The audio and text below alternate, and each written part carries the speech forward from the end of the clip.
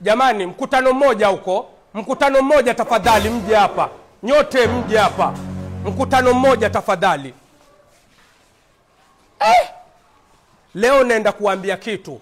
Sisi kama Istiqama Training Institute tumeamua tunapeana ofa kwa mtu yoyote anayetaka kujifundisha kompyuta. Kwa shilingi 2,000 peke yake mtu anaweza kuja kaanza computer classes hapa Istiqama. Hiyo ni furaha si furaha?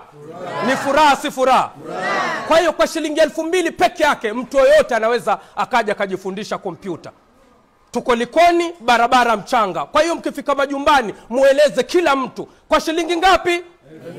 2,000 peke yake mtu anaweza akaja kujifundisha kompyuta na yeye. Na pia si kompyuta peke yake, tuko na courses za driving hapa, tuko na courses za kila kitu kinapatikana hapa, welding ndani ya Istiqama Training Institute. Nendeni na hizo taarifa mzifikishe majumbani.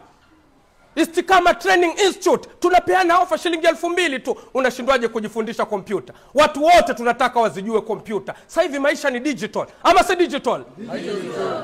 Sisi ni kina nani? Istiqama Training Institute. Asante sana.